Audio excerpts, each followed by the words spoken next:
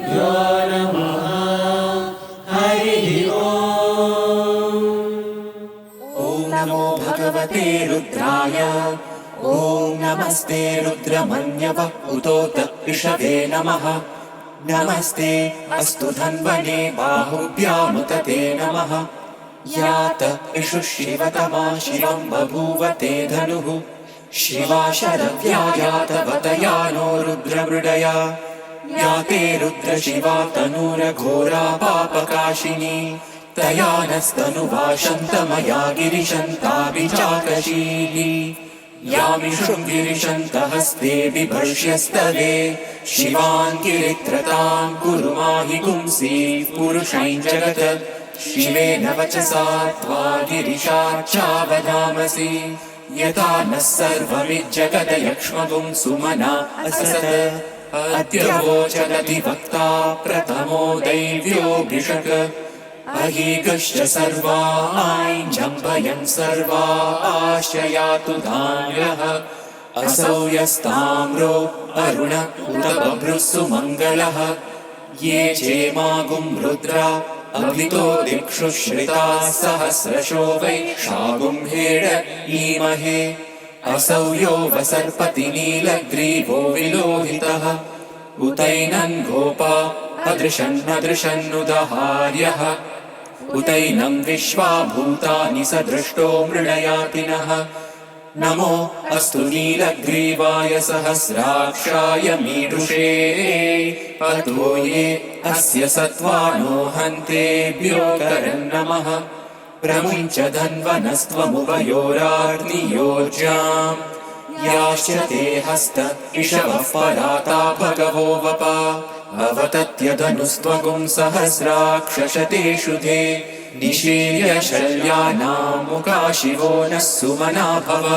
विजन्धनुः कपर्दिनो विशल्यो बाणवागुम् उत। अनेशन्नस्येषव आभुरस्य निषङ्गतिः।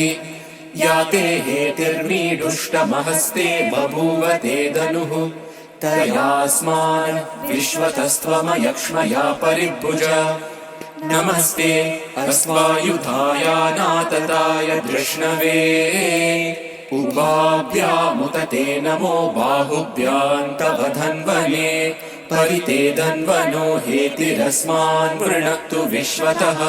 अथो य इषुधिस्तवारे अस्मन्निदेहितम्।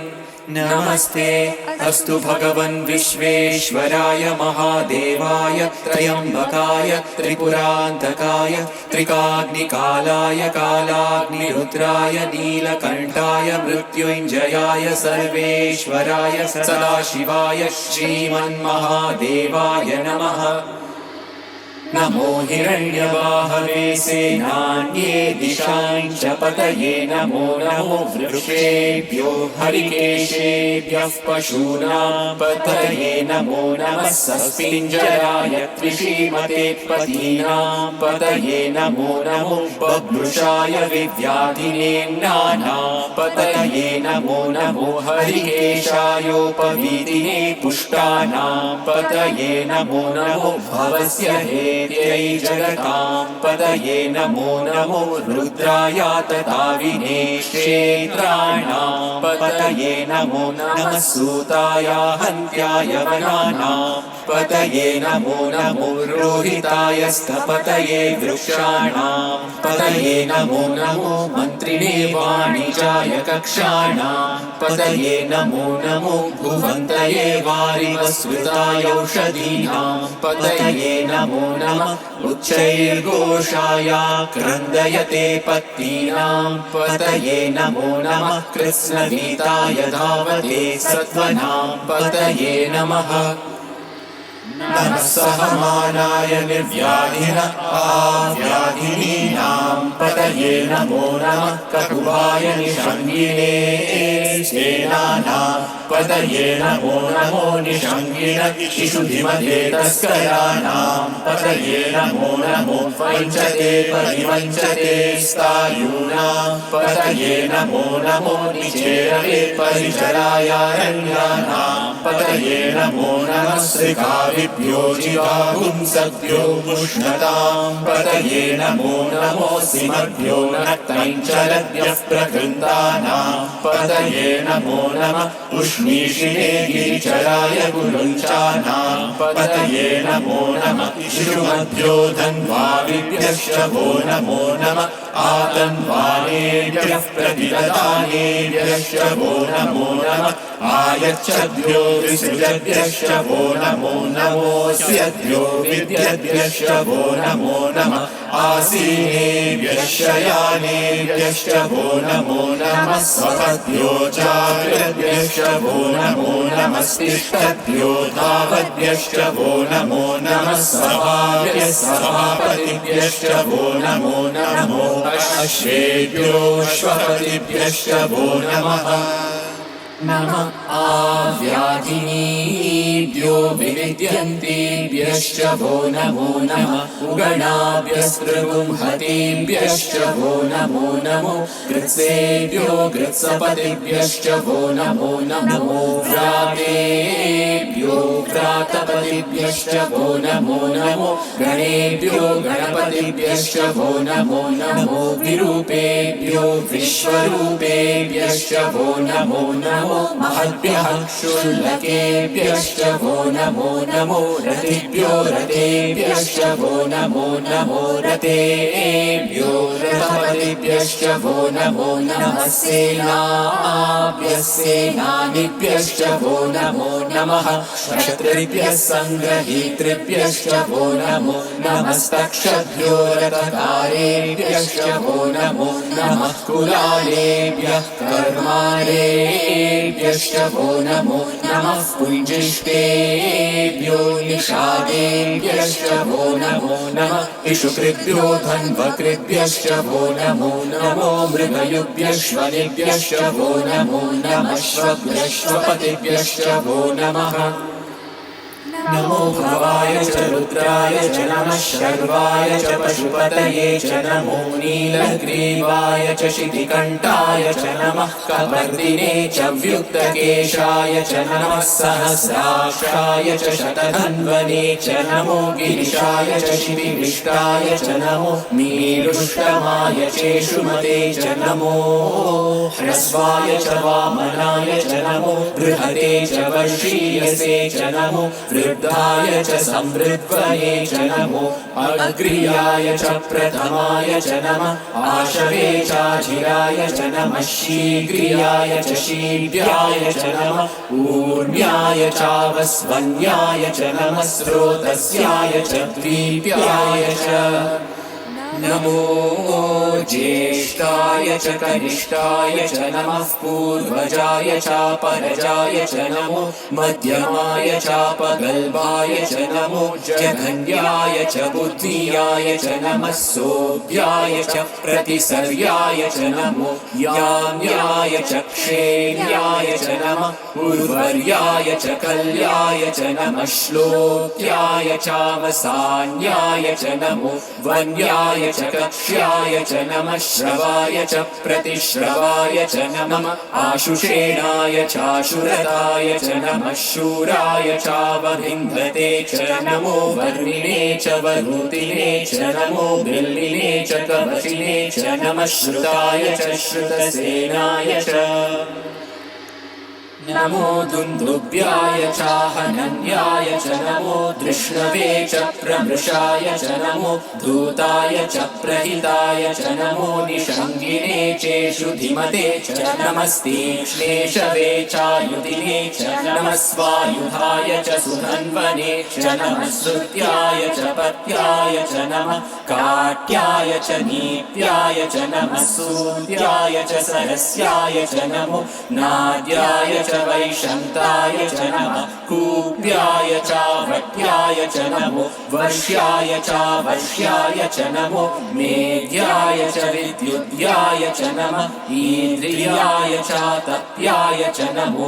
वाट्याय च रेश्मियाय च नमो वास्तव्याय च वास्तुवाय च ॐ हर हर हर हर ॐ नमः सोमाय च रुद्राय च नमः साम्राय चारुणाय च नमः शङ्गाय च पशुपतये च नमः उग्राय च भीमाय च नमो अग्रे वदाय च दूरे वदाय च नमो हन्त्रे च हनीयसे च नमो वृक्षेभ्यो हरिकेशेभ्यो नमस्काराय नमः शम्भवे च मयोभवे च नमः शङ्कराय च मयस्कराय च नमः शिवाय च शिवतराय च नमस्तीर्त्याय च पूर्व्याय च नमः पार्याय च भार्याय च नमः प्रतरणाय चोत्तरणाय च नमः आधार्याय च लाद्याय च नमः षष्ट्याय च फेण्याय च नमः सिकट्याय च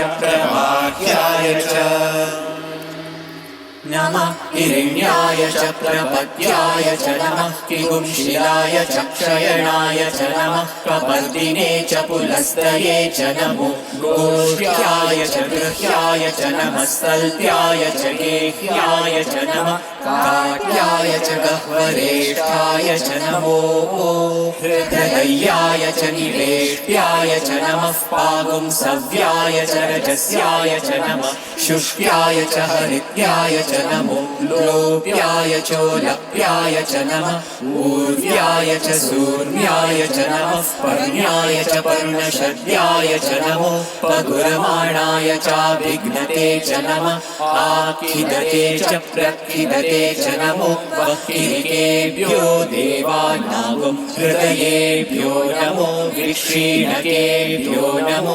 विचिन्वत्केभ्यो नमः आनिर्भकेभ्यो नमः आमीभकेभ्यः द्रापे अन्धसस्पते दरिद्रनीललोहिता येषां पुरुषाणाम् येषां पशूनां माधेर्मारोमो येषां किञ्चनाममत या ते रुद्रशिवा तनु शिवा विश्वाहवेशजी शिवा रुद्रस्य भेषजी तया नो मृडजीवसे इमागुं रुद्राय तवसे कपर्दिने क्षयवीराय प्रपरामहे मतिम् यथा नः शमसद्विपदे चतुष्पदे विश्वं पुष्टं ग्रामे अस्मिन्ननातुरम् मृडानो रुद्रोतनो मयस्कृति क्षयवीराय नमसा विधेमते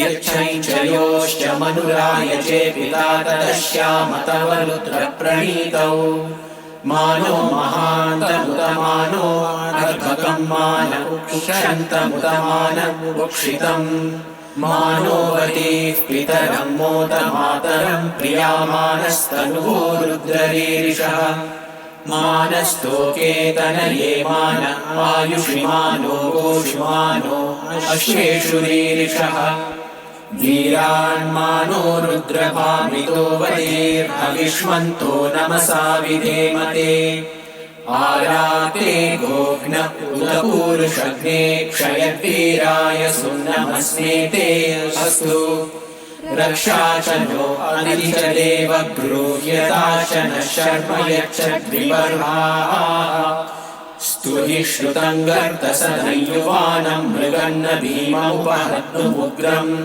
मृडाचरित्रे रुद्रस्तवानो अन्यन्ते अस्मन्निवपन्तु सेनाः परिणो रुद्रस्य हेतिर्वृणत्तु परित्वेषस्य दुर्मतिरघायोः अवस्त्यामकवध्यस्तनुष्वमीड्वस्तोकायतनयाय मृडया मीडुष्टमशिवतमशिवो नः सुमना भव परमे वृक्ष आयुधन्निकाय कृत्तिं वसान आचर पिनाकं बिभ्रदागहि विकिरितविलोहित नमस्ते अस्तु भगवः यास्ते सहस्रगुं हेतयोऽन्यमस्मन्निवपन्तु ताः सहस्राणि सहस्रता बाहुवोस्तव हेतयः तासामीशानो भगवः पराशीनामुखाकृति सहस्राणि सहस्रशो ये रुद्रा अधिभूम्याम्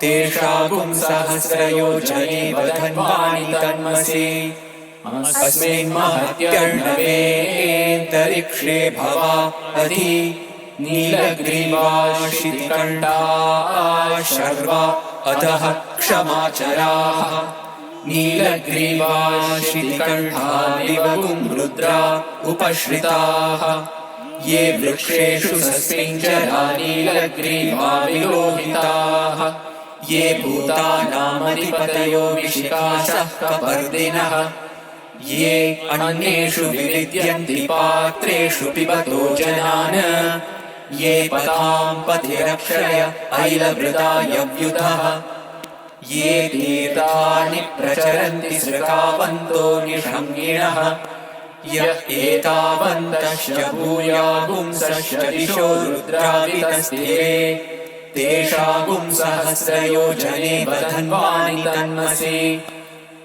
नमो रुद्रेभ्यो ये पृथिव्या येऽन्तरिक्षे ये दिवि येषामन्नं वातो वर्षमिषभस्तेभ्यो दश प्राचीर्दश दक्षिणा दश प्रतीचीर्दशोदीचीर्दशोर्वास्तेभ्यो नमस्ते नो मृडयन्तु ते यद्विष्णो यश्च नो वेष्टितं भोजम्हे ददामि त्र्यम्बकं यजामहे सुगन्धिं पुष्टिवर्धनम् उर्वारुकमिव बन्धनान् मृत्योर्मुक्षीयमामृतात् यो रुद्रो अग्नौ यो अप्सु य ओषधीषु यो रुद्रो विश्वा भुवना विवेश तस्मै रुद्राय नमो अस्तु ये ते सहस्रमयुतं पाशा मृत्योमर्त्याय हन्तवे तान् यज्ञस्य मायया सर्वानवयजामहे मृत्यवे स्वाहा मृत्यवे स्वाहा प्राणानां ग्रन्थिरसि रुद्रो मा विशान्तकः तेनान्येनाप्यायस्व नमो रुद्राय विष्णवे मृत्युर्मे पाहि तमुष्टुहि यस्विषुः सुधन्वायो विश्वस्य क्षयति भेषजस्य यक्ष्वामहेसौ मनसाय रुद्रन्नमोभिर्देवमसुरन्दुवस्य अयं मे हस्तो भगवानयं मे भगवत्तरः अयं मे विश्वदेशजोऽयं शिवाभिमर्शनः ॐ शान्ति शान्ति शान्तिः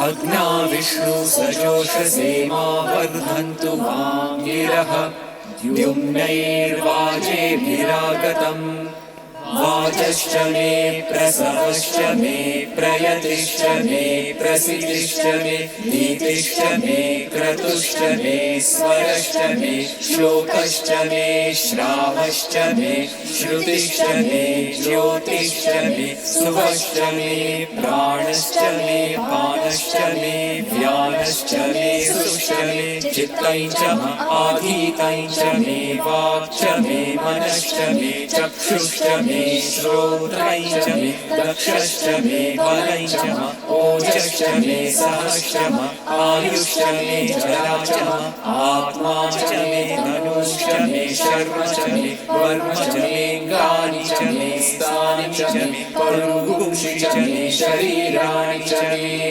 ज्येष्ठं च आधिपत्यं च मे मन्युश्च मे भामश्च मे वश्च मे वश्च मे जेमा च मे महिमा च मे वरिमा च मे प्रतिमा च मे वश्मा च मे ग्राहुया च मे वृद्धं च मे वृद्धिश्च मे सत्यं च मे श्रद्धा च मे जगच्च मे धनं च मे वशश्च मे कृषिश्च मे क्रीडा च मे मोदश्च मे जातं च मे जनिष्यमाणं च मे सूक्तं च मे सुकृतं च मे वित्तं च मे वेद्यं च मे भूतं च मे भविष्यत् च मे सुखं च मे सुपतं च मरुद्धं च मरुद्धिश्च मे कृतं च मे कृत्तिश्च मे मतिश्च मे सुमतिश्च मे क्षं च मे मयश्च मे प्रियं च मे कामश्च मे कामश्च मे सौमनसश्च मे भद्रं च मे श्रेयश्च मे वस्यश्च मे यशश्च मे भगश्च मे द्रविणं च मे यन्ता च मे भर्ता च मे क्षेमश्च मे धृतिश्च मे विश्वं च मे महश्च मे संविच्च मे ज्ञात्रं च मे सोष्ट मे प्रसोष्ट मे श्रीरं च मे रयश्च मृतं च मे मृतं च मे यक्ष्मं च मे नामयच्च मे जीवातुश्च मे दीर्घायुत्वं च मे मित्रं च मे भयं च मे सुखं च मे शयनं च मे सुषा च मे सुदिनं च मे ऊर्च मे सुकृता च मे पयश्च मे रसश्च मे घृतं च मे मधु च मे शक्तिश्च मे सपीतिश्च मे ऋषिश्च मे वृष्टिश्च मे जैत्रं च औद्भिद्यं च मे रयिश्च मे रायश्च मे पुष्टं च मे पुष्टिश्च मे विभु च मे प्रभु च मे बहु च मे भूयश्च मे पूर्णं च मे पूर्णतरं च मे क्षितिश्च मे पूयवाश्च मे नैं च मे शुच्च मे व्रीहयश्च मे यवाश्च मे माशाश्च मे तिलाश्च मे मुद्राश्च मे खल्वाश्च मे गोधूमाश्च मे मसुराश्च मे प्रियङ्कवश्च मे नवश्च मे श्यामाकाश्च मे नीवाराश्च मे अश्मा च मे मृत्तिका च मे गिरयश्च मे पर्वताश्च मे सिकताश्च मे वनस्पतयश्च मे हिरण्यं च मे यश्च मे सीसं च मे प्रपुश्च मे श्यामं च मे लोहं च मे ग्निश्च आपश्च मे वीरुधश्च ओषधयश्च मे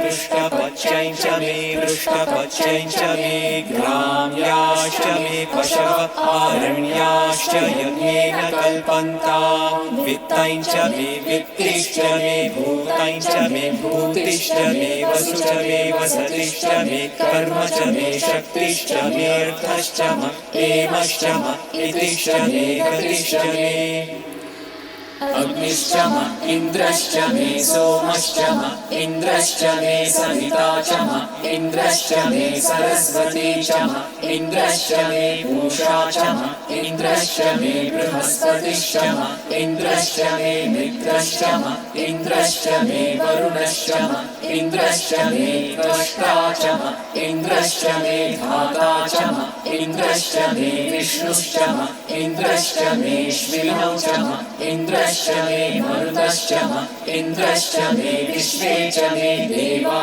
इन्द्रश्च मे पृथिवी च इन्द्रश्च मे अन्तरिक्षं च इन्द्रश्च मे द्यौश्च इन्द्रश्च मे दिशश्च इन्द्रश्च मे मूर्धा च इन्द्रश्च मे प्रजापतिश्च इन्द्रश्च मे अग्निश्च मे रश्मिश्च मे लाभ्यश्च मे धिपतिश्च उपागुंश्च मे दर्यामश्च ऐन्द्रवायवश्च मे मैत्रावरुणश्च आश्विनश्च मे प्रतिप्रस्थानश्च मे शुक्रश्च मे मन्त्री च आग्रहणश्च मे वैश्वदेवश्च मे ध्रुवश्च मे वैश्वानरश्च ऋतुग्रहाश्च मे तिग्राह्याश्च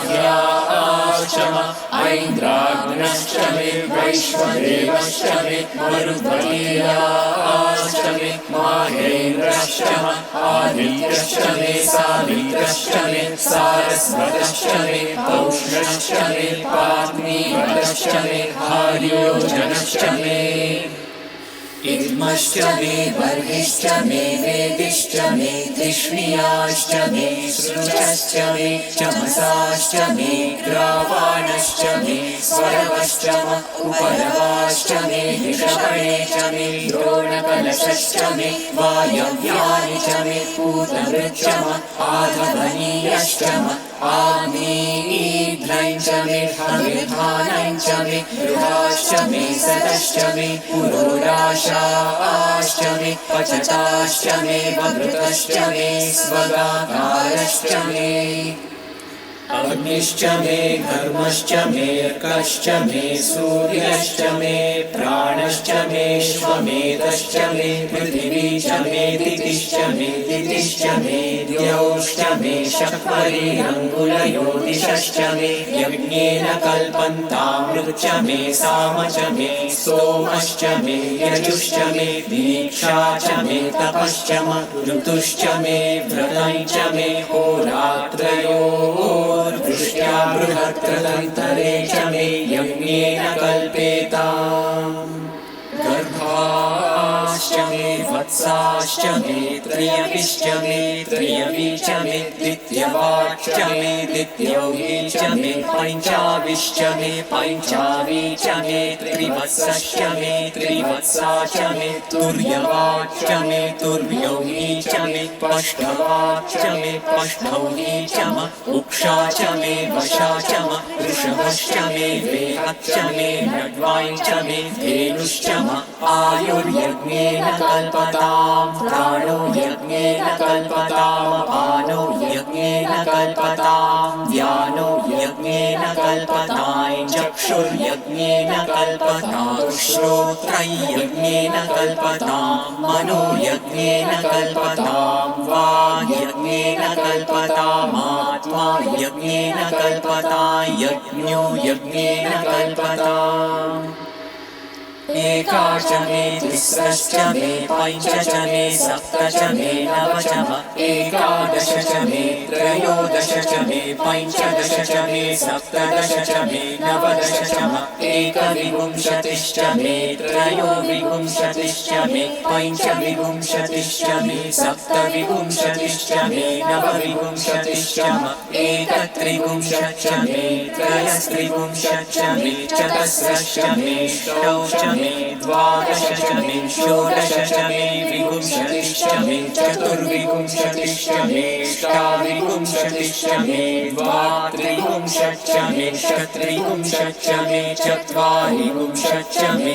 चतुश्चत्वारिंशच्च मे अष्टाचत्वारिंशच्च मे वाजश्च प्रसवश्चाप्निचश्च क्रतुश्च सुवश्च मूर्धाश्च व्यश्नियश्चान्त्यायनश्चान्त्यश्च भुवनश्च भुवनश्चाधिपतिश्च ॐ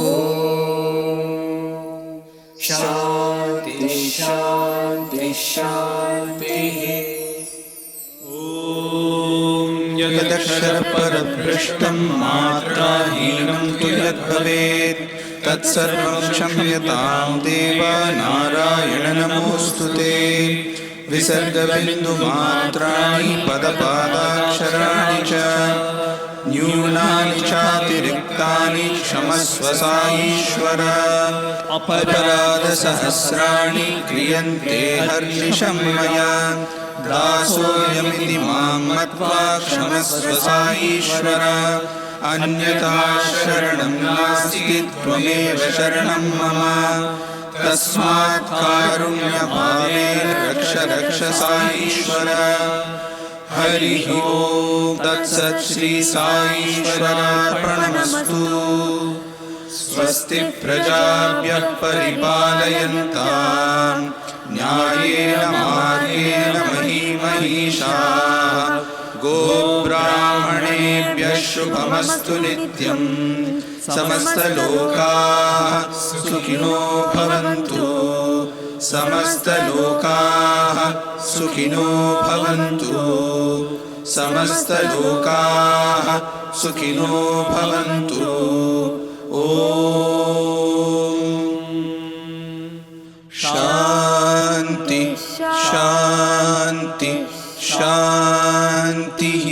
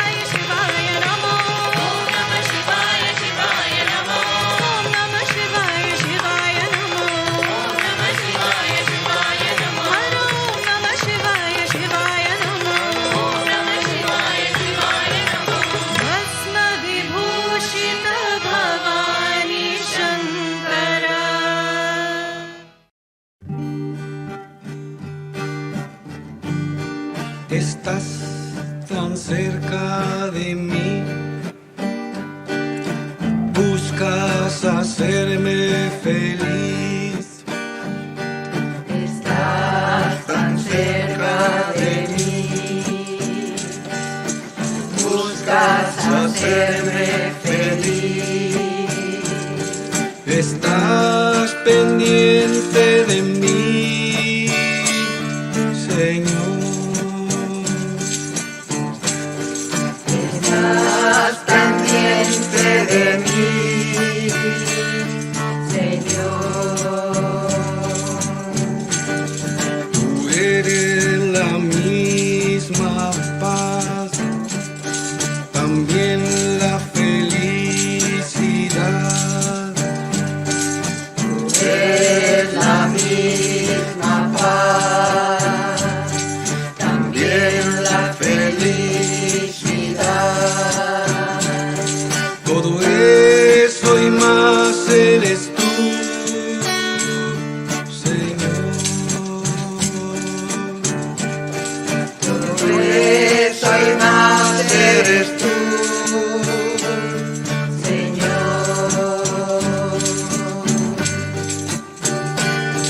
Dios mío, haz que me dé cuenta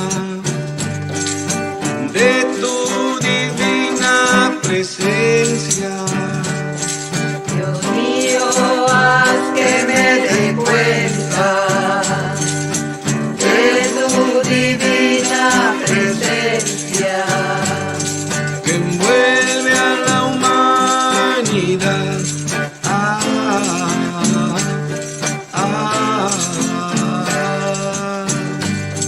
envuelve a la humanidad.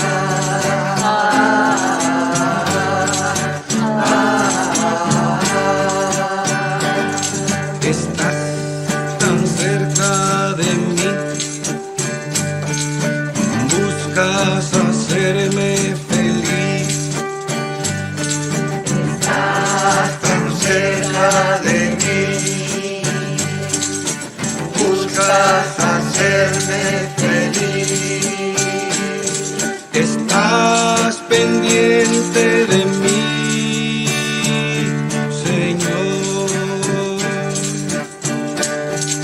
Estás pendiente de mí, Señor.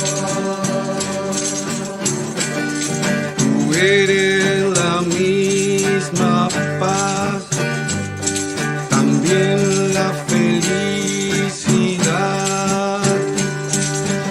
Eres la misma paz, también la felicidad. Todo eso y más eres tú, Señor. Eso y más eres tú, Señor. Dios mío, haz que me dé cuenta de tu divina presencia, que envuelve a la humanidad.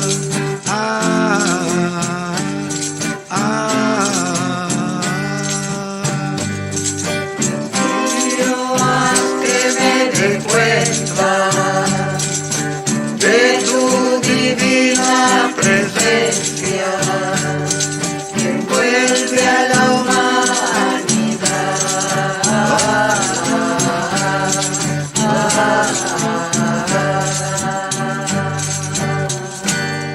Estás tan cerca de mí. Swagatam, Swagatam, Shri Satya Sai, Swagatam, Swagatam, Swagatam, Shri Satya Sai, Swagatam, Swagatam, Swagatam,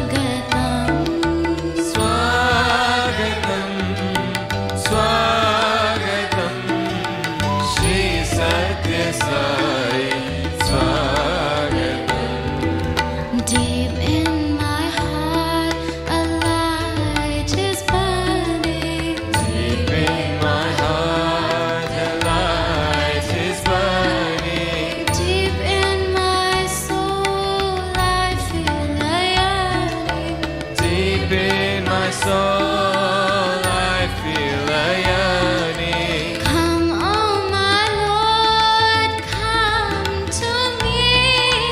Come, oh my Lord, come to me. Come, oh my Lord, come to me. Come, oh my Lord, come to me. Swagatam, swagatam, Shri Satya Sai. Swagatam, Swagatam, Swagatam, Shri Satya Sai.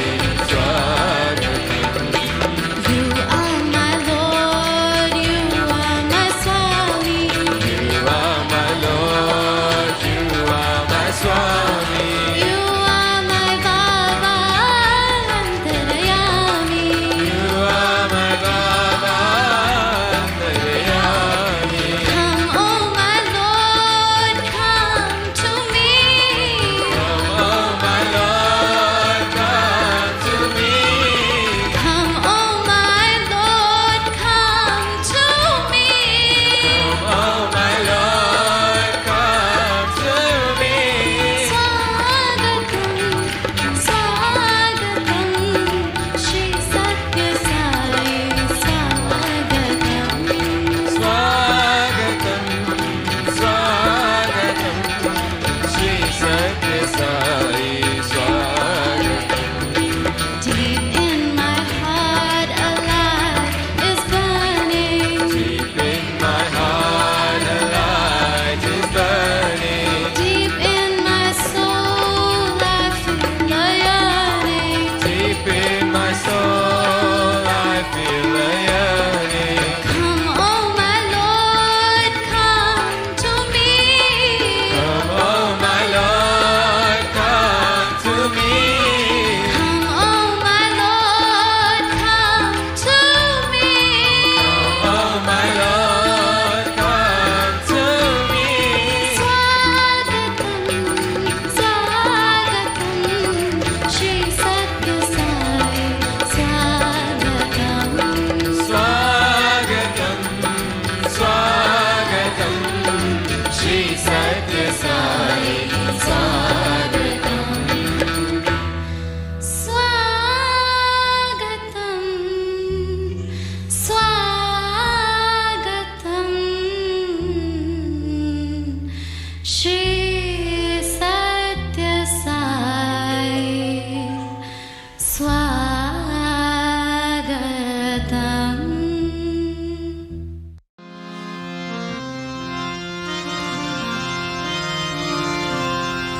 हे कृष्णा हे कृष्णा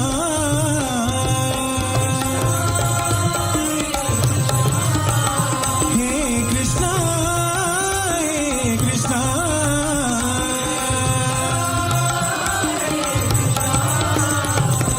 विठ्ठल जय पांडुरंगा पांडुरंगा विठ्ठल जय पांडुरंगा पांडुरंगा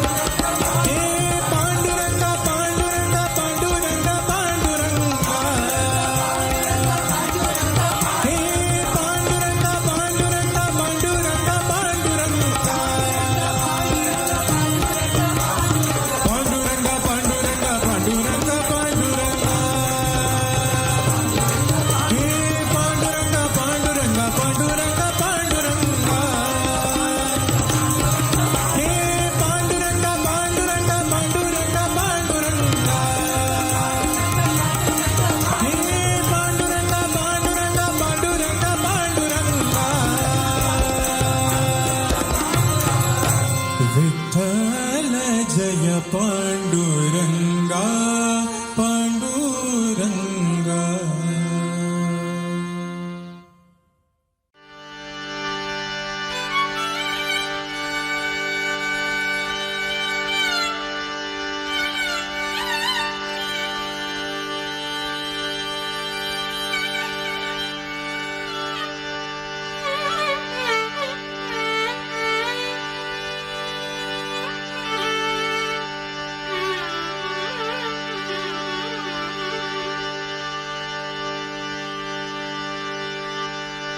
पांडुरंग विठला जय पांडुरंग विठला.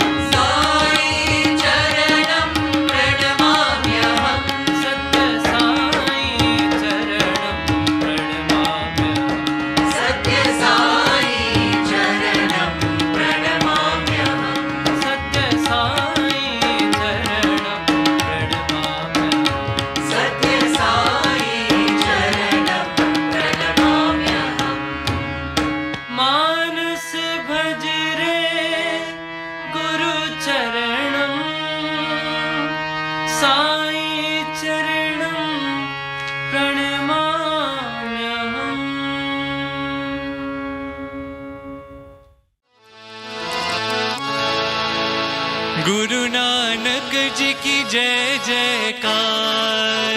नानक जी की जय जयकार। गुरु नानक जी की जय जयकार। गुरु नानक जी की जय जयकार। जो बोले सो होए निहाल। जो बोले सो होए निहाल। अल्लाह साईं ले लो सलाम। मौला साईं ले लो सलाम। सलाम सलाम लाखों सलाम। सलाम सलाम मेरा सलाम। यीशु पिता प्रभु साईं राम। यीशु पिता प्रभु साईं राम। यीशु पिता प्रभु साईं राम। यीशु पिता प्रभु साईं राम। बुद्ध ज़ोराष्ट्र महावीर नाम। बुद्ध ज़ोराष्ट्र महावीर नाम। सलाम सलाम लाखों सलाम। सलाम सलाम लाखों सलाम। सलाम सलाम मेरा सलाम। सलाम सलाम मेरा सलाम। गुरु नानक जी की जय जयकार। जो बोले सो होए निहाल। अल्लाह साईं ले लो सलाम। मौला साईं ले लो सलाम। सलाम सलाम लाखों सलाम। यीशु पिता प्रभु साईं राम। यीशु पिता प्रभु साईं राम। बुद्ध ज़ोराष्ट्र महावीर नाम। सलाम सलाम लाखों सलाम। सलाम सलाम मेरा सलाम। सलाम सलाम मेरा सलाम। गुरु नानक जी की जय जयकार। नमो भगवते वासुदेवाय। नमो भगवते वासुदेवाय। नमो भगवते वासुदेवाय। नमो भगवते वासुदेवाय। नमो भगवते रामरूपाय। नमो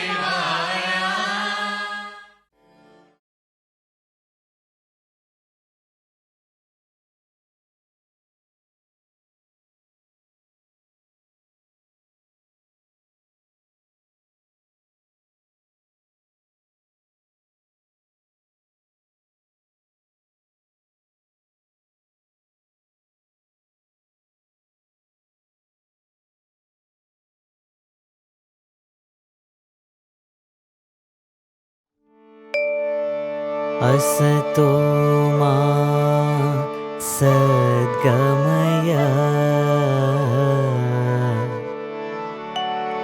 तमसो मा ज्योतिर्गमय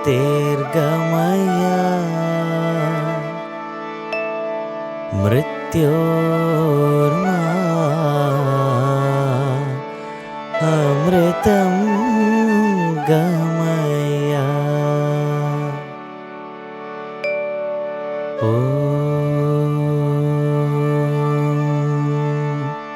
शान्ति शान्ति शान्तिः। I offer my most humble pranams at the lotus feet of beloved Bhagwan.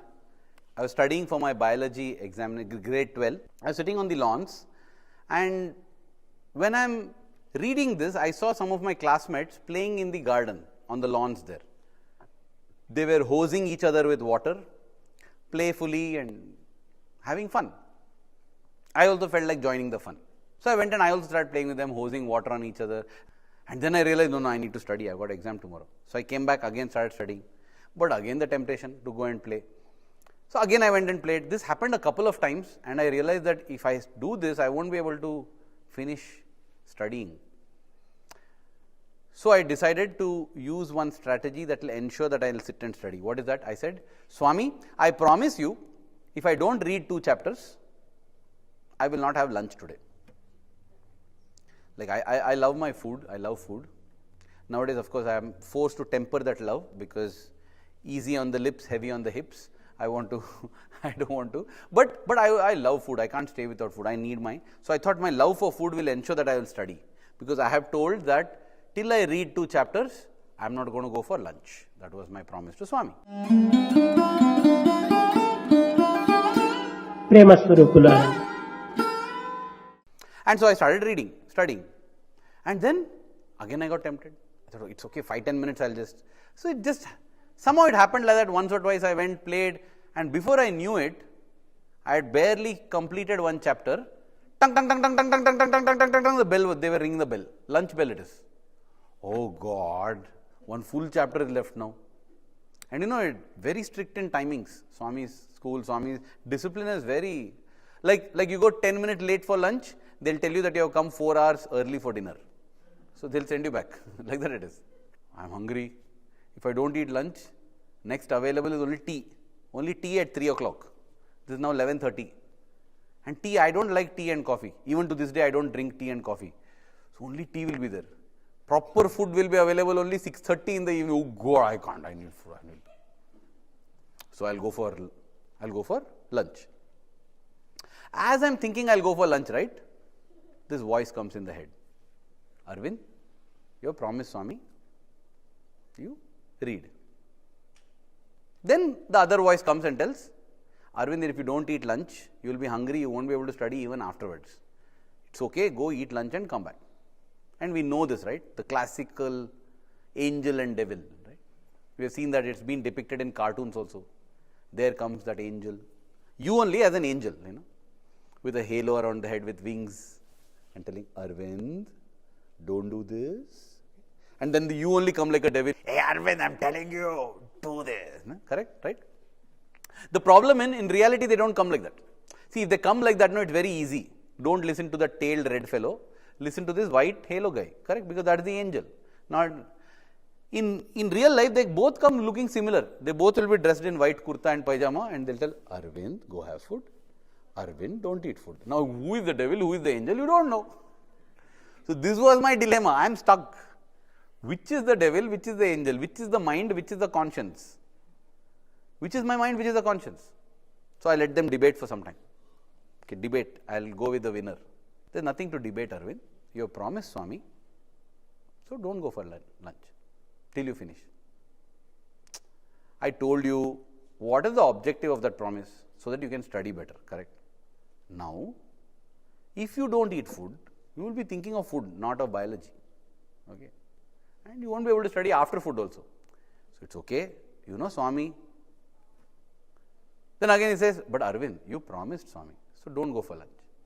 Then he says, but Swami is Karuna Murti. He is Prema Swarupa. He is ever forgiving.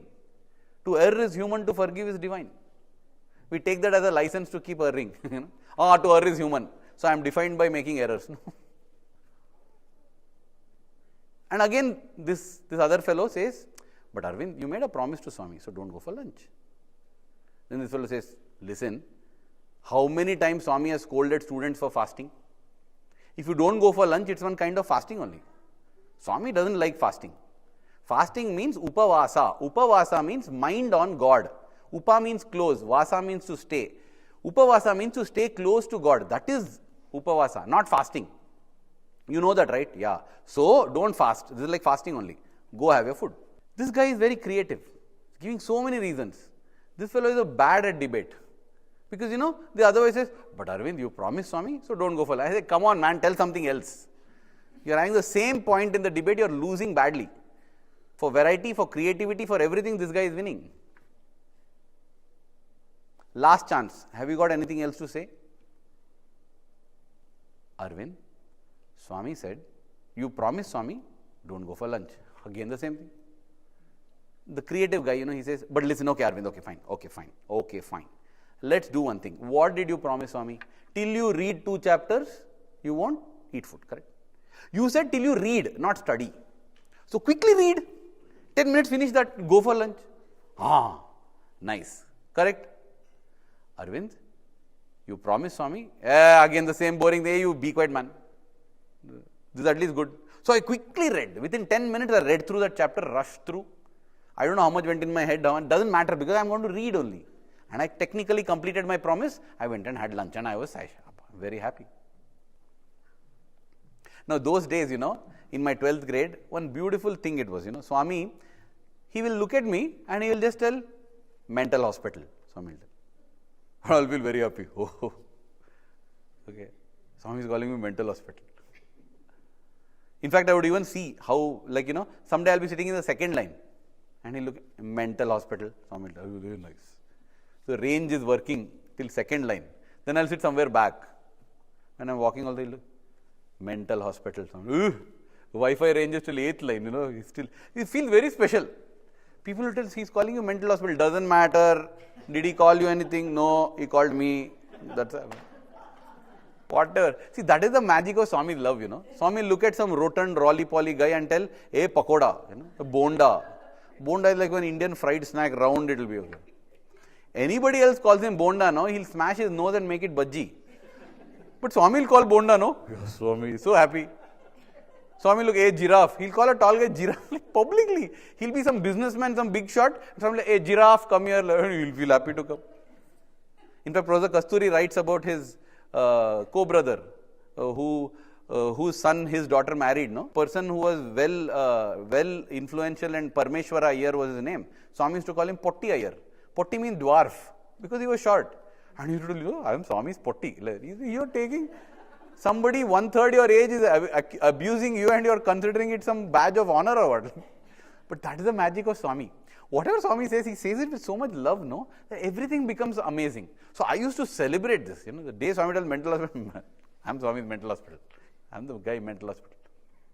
So on this day, right when I have done my promise and had my lunch, I go to Mandir and I am sitting there.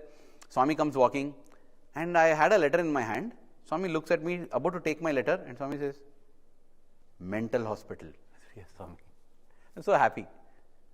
And Swami turned to one guy opposite to me and told him, take him to mental hospital and admit him. Now I got scared, if this guy takes it seriously and all, that Swami told me. And Swami didn't take my letter. And he walked on. So I said, oh, why he didn't take my letter? It's okay anyway. But nice. He recognized me. He acknowledged me. That's enough. He went ahead and suddenly he stops. Turns around. And to the person whom he had told, admit him to mental hospital, Swami tells, when you put him in mental hospital, tell them not to give him food. And he walked on. And I was like, wow. And I looked at that other guy. That other guy is also like, wow. I'm like, what are you wowing about? I have a reason to wow. What are you wowing about? Thing is, Swami told in Telugu. Swami said, Atanki annam kuda ivvukudu. Annam stands for food. Annam Brahma, we say, right? This guy, he has been in the ashram for many years.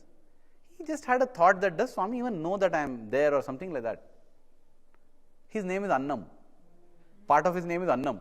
And Swami turned and told him, Annam kuda ivu kudu. And he felt, wow, I was just thinking whether Swami knows that Swami is taking my name. So he was also wowed, I was also wowed, and the message was conveyed. But more importantly, I realized this is an important way to understand the difference, which is the voice of the mind, which is the voice of the conscience. The voice of the conscience is very boring. It will keep telling the same thing again and again and again, because there is only the right thing to do, that's it. The mind will give options, it will give variety, it will try to convince. And often the option given by the conscience is a tougher one. Because we always try to comfort the body and the mind. The mind will give an easier option, a more selfish option. These are some hints to understand. But guess what? The more we listen to the conscience, the more courageous we will get, the more strong we become. And the stronger will the voice of conscience become. Every time we listen to the mind becomes stronger, the conscience becomes weaker, till a point comes where we don't care at all. Conscience is not even heard. So that is why we have to train ourselves to keep listening to the conscience, follow the conscience, however tough it might be. People say many times, we say, I wish to do what Swami wants, but I don't know what Swami wants. You know what? We are lying mostly. We are not telling the truth. Because when we sit in the peace of our hearts, in our altars or shrines, we know what is the right thing to be done. It's just that I don't have the courage to do it. And I just don't know what will the world tell about it. I don't know what will my wife tell about it, my husband tell about it, my children think. We don't have the courage. And we camouflage it by telling, I'm confused. You're not confused. You're just lacking the courage. Most of the time that is the case. Yes, sometimes there is genuine confusion. If we have not listened to the conscience and listened to the mind many times, the mind has become so loud that it's confusing. I don't know whether it's the conscience or the mind. But when we sit calm, we will know. Because Swami says, Swami is in everyone. In fact, on one occasion it had been asked, what about a terrorist? What about a person who is evil? Doesn't he have a conscience? Swami said, even he has a conscience. Even he or she will know what is the right thing to do. And there is Duryodhana who tells Krishna, Janami dharma nachame nivritti. He says, oh Krishna, I know dharma. Don't tell me dharma and all. I know dharma. Just that I don't like to follow it. I know adharma. It's just that I enjoy doing it. It's not that I don't know. So don't come and educate me dharma, adharma. I know what's right, I know what's wrong. And in life also we are like Duryodhana. It's not that we don't know what is right and wrong. We know. We just don't have the courage to follow what is right. Because my career will get affected. What will happen to my children? What will happen to this? On one occasion in Trai Vrindavan, there was a military officer. I heard this from my G. Venkatraman, my director. He had shared this. That person asked Swami, in the military, if we see our superiors doing something wrong, what should we do? Swami said, if it's against your conscience, you should go and tell that person that is wrong. He said, but Swami, if he doesn't listen, then you should tell it firmer. Finally, Swami, if he doesn't listen and decide to go ahead with the wrong thing, Swami said, you should oppose it. He said, but Swami, in the military, it's not like that. There's a chain of command. I can't disobey my senior. Why? Swami, if I disobey, I'll be court-martialed. Swami said, okay, it's fine. Swami, then I'll be thrown onto the streets. Swami said, it's fine. Get thrown onto the streets. Think of it. We die for our country, it's considered a great honor. In India, we give Veer Chakra, Param Veer Chakra, all these, Mahavir Chakra, and we give awards. It's a great thing, you're dying for the country. And here is Swami instilling in us that it's greater to die for dharma. That is what Krishna told Arjuna. For the right thing, give up your life if needed. But then Swami said, it appears as if you have a very low opinion of dharma. If you sincerely protect dharma, dharma will protect you. You will never come to the streets, Swami said. It's just that you assume.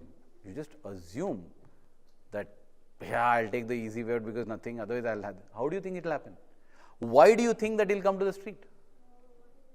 Yesterday when I was speaking to Pillai uncle there, he said that anybody who wanted to get into Canada, he's from South Africa.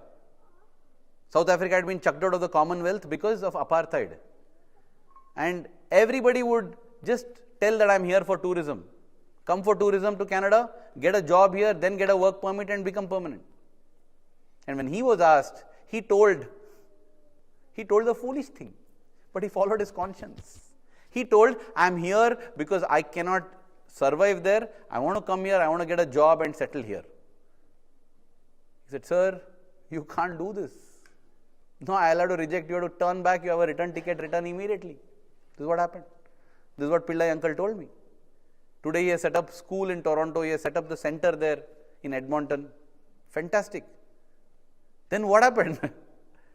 He told him, sir, I could have easily put that I'm a tourist, come, stayed here, got a work permit and got the way. And you know there are thousands doing it. It's just that I don't want to do it, but because I'm being honest, because I'm being truthful, you're penalizing me, but it's all right. I will go back. And the moment he said that, the man says, wait. He takes out his hat and he says, you know what? I'm commanding you, strike off that and write that you are here for tourism. And uncle is unable to do it. Imagine, he's unable to. He says, it's okay, sir, just write your name and give me the paper, I will write. And in the whole sheet, only one word is in a different handwriting. The word tourism. Because that man wrote it and that's how he entered. We just assume that if I don't put tourism, I won't be able to get into Canada. Who says so? Dharmo rakshati rakshitaha. You protect dharma, dharma will protect you. Dharma eva hato hanti. You kill, destroy dharma, dharma will destroy you.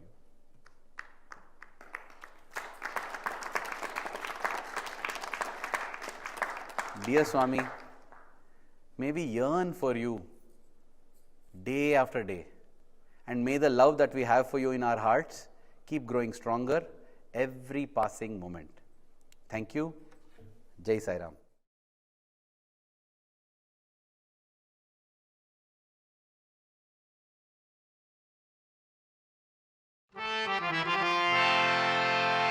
Om Jai Jagadish Hare Swami Satya Sai Hare Bhakta Jana Samrakshaka Bhakta Jana Samrakshaka Kalki Maheshwara Om Jai Jagadish Hare Shashivardhana Shri Sarva Prayapate Swami Sarva Prayapate Ashita Kalpana Gita Ashita Kalpana Gita Apapaya Om Jai Jagadish Hare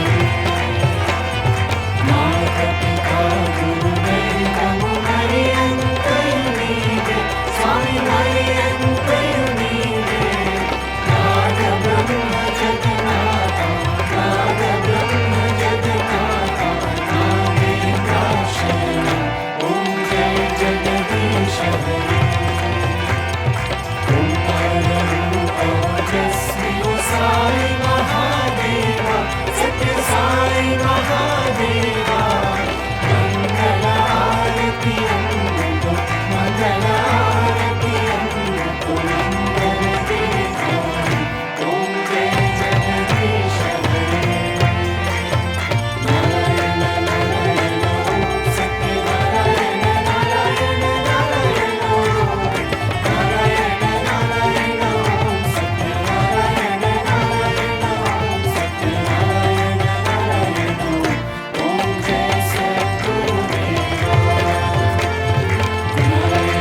Narayana Om Satya Narayana Narayana Narayana Narayana Narayana Om Satya Narayana Narayana Om Satya Narayana Narayana Om Jai Sadguru Deva Narayana Narayana Om Satya Narayana Narayana Narayana Narayana Narayana Om Satya Narayana Narayana Om Satya Narayana Narayana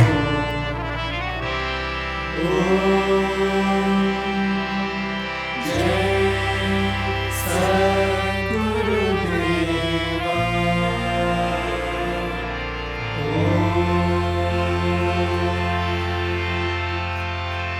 Shanti Shanti Samasta Loka Sukhino Bhavantu समस्तलोका सुखिनो भवन्तु समस्तलोका सुखिनो भवन्तु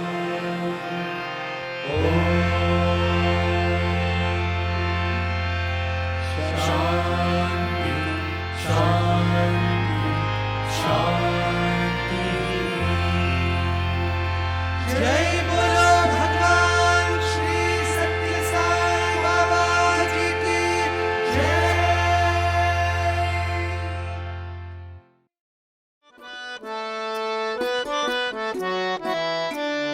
परमं पवित्रं बाबा विभूतिं परमं विचित्रं लीला विभूतिं परमार्थ इष्टार्थ मोक्ष प्रदानं बाबा विभूतिम् इदमाश्रयामि परमं पवित्रं बाबा विभूतिं परमं विचित्रं लीला विभूतिं परमार्थ इष्टार्थ मोक्ष प्रदानं बाबा विभूतिम् इदमाश्रयामि परमं पवित्रं बाबा विभूतिं परमं विचित्रं लीला विभूतिं परमार्थ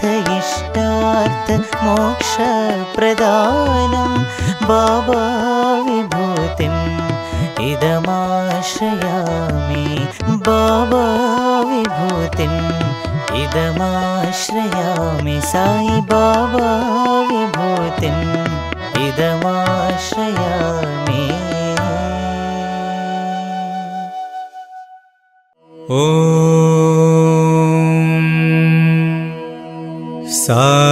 साईश्वराय विद्महे सत्यदेवाय धीमहि तन्नः सर्वप्रचोदयात्।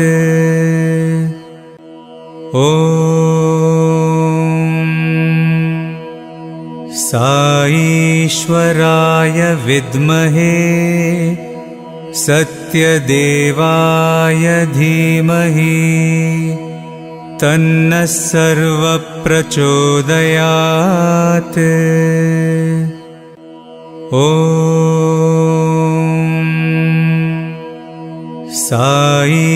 साईश्वराय विद्महे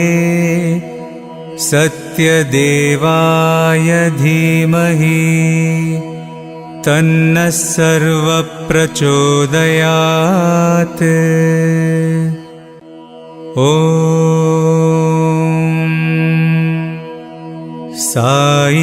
साईश्वराय विद्महे सत्यदेवाय धीमहि तन्नः सर्वप्रचोदयात्।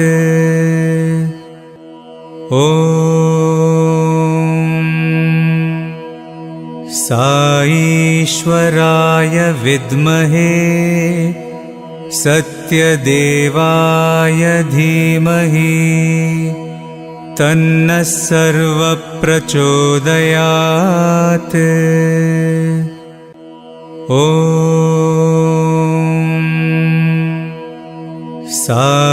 साईश्वराय विद्महे सत्यदेवाय धीमहि तन्नः सर्वप्रचोदयात्।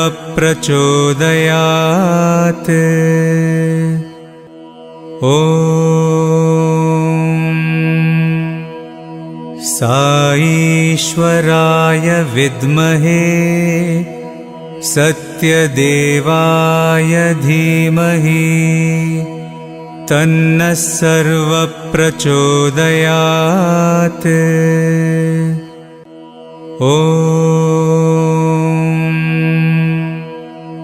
साईश्वराय विद्महे सत्यदेवाय धीमहि तन्नः सर्वप्रचोदयात्।